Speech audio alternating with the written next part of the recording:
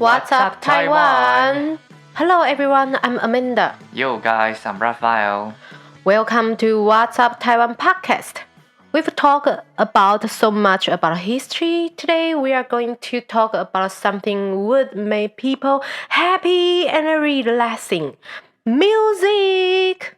Yeah, before we introduce various styles of Taiwan indie music, we have to bring up a little bit of its development. Taiwan indie bands, people called it underground bands at the beginning. An academic article said that Taiwan indie music was a group of people playing music at certain corners in the cities. We cannot say it's wrong, yet it wasn't clear enough.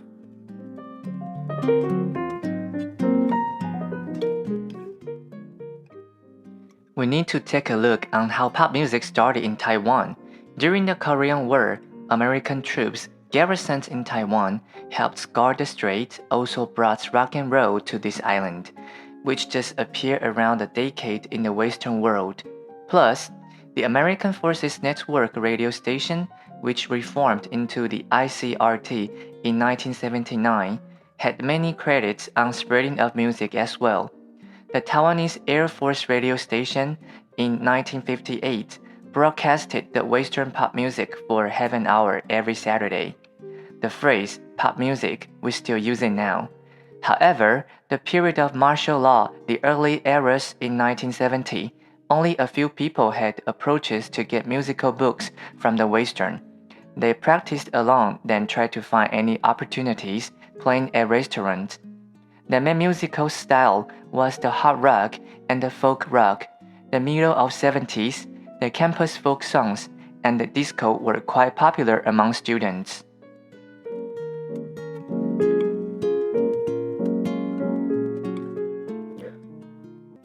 Martial law was declared in 1987, the second year of Shuijing music established.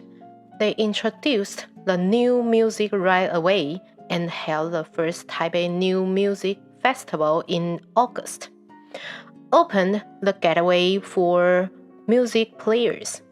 Players in the first generation of the underground music are 浊水溪公社 Zhao Yihao, Wu Bai, and so on. Rock underground bands popped up more and more on the market after martial law was declared. Yet, they focused on doing cover at that time.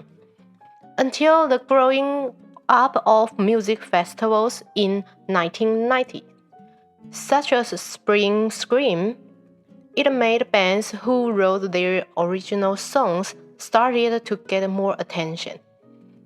This moment, the initial musical creativity took an essential role in live houses. Live house. We copied this phrase from Japan. It refers to medium or small-scale musical performance, to mention all similar live music places, in order to establish boundaries with nightclubs and pubs. From this moment, the underground music started to emerge on the ground, became the independent music. The variegation of music compositions and the value of initial music creativity made live houses played the important role of channel, interaction, and inspiration for the music industry.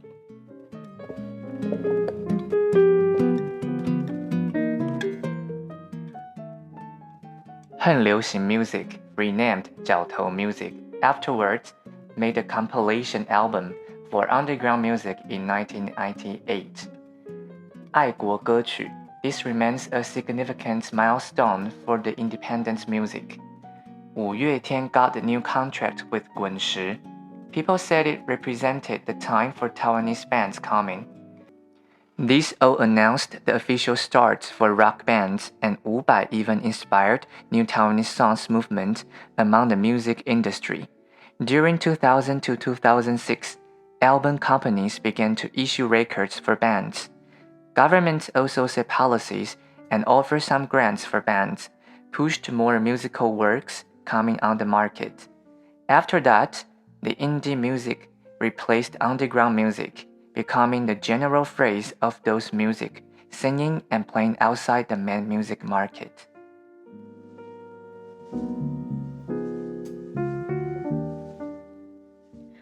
This is a kind of previous episode of Taiwan indie music. We'll bring many amazing songs and bands to you in the following episodes. So please stay on the tune on our podcast. See you next time. Bye bye. Bye bye.